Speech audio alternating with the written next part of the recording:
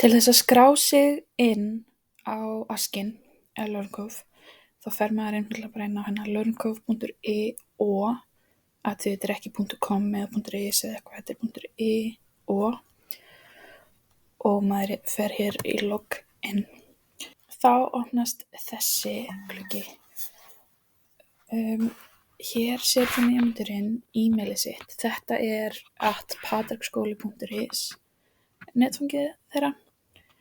Almennt er það bara nafnið þeirra, bæði nöfnin þeirra eða nafnið þeirra og svo fyrsti stafurinn í eftirnafninu eða eitthvað svoleiðis. Ef að þau muna það ekki, þá er ekkert mál að heyra í okkur í skólanum og við látum ykkur fá aðganginn að þessu. Við skráum okkur inn á andreasif@patreksskoli.is af því að það er @patreksskoli.is aðgangurinn og svo kemur lykilorðið. Lykilorðið inn á Learncove er eitthvað lykilorð sem nemendur ákveðu sjálfir.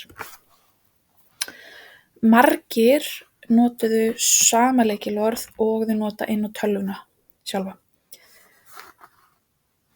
Þannig að ef þið muna ekkert endilega Learncove lykilorðið sérstaklega, en kannski muna þeir hvaða lykilorðið þurfa til að fara inn á tölvuna sína í skólanum.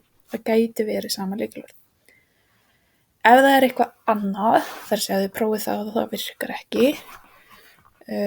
þá getið þið bara haft samband við okkur upp í skóla og við getum athugað hvort við höfum skrifað niður eitthvað annað lykilorð.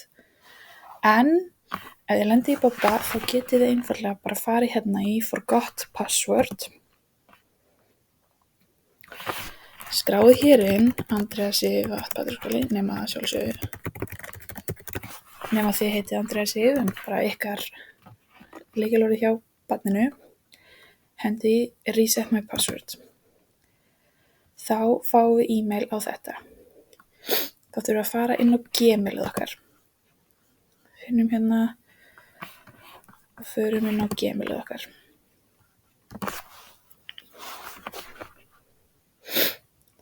Þar er ég komið með post frá Learncove til þess að resetta passwordið mitt.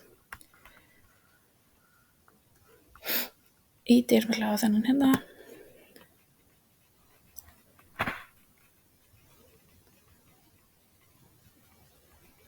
Bý til nýtt lykilorð. Ég mæli með að þið hafið eitthvað sem að barnið getur munað og jafnframt að þið skrifið það niður og deilið jafnvel með okkur upp í skóla svo við getum þá skrifað það niður og það séu allir með á hreinu. Við getum öll aðstoðað barnið við að komast inn á Learncove ef barnið gleymir lykilorðinu.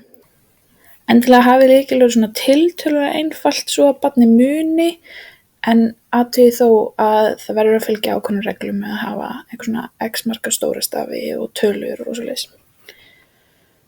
Auk þess að þið skrifið niður og deilið með okkur, þá mæli ég alltaf með að þið leyfið svo tölvunni, svo lengi sem þetta sé einkatölva, að muna lykilorðið líka.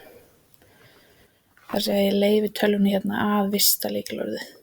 Það gæti komið hérna save password í stæðan fyrir update password, en að ég visti það. Og þá er ég komin inn á Learncove. Og eins og ég segi, eins og áður, ef ég vil skoða eitthvað sem skiptir mig máli, þá er það yfirleitt alltaf hérna í lotur. Við hunsum allt sem er hérna á forsíðunni.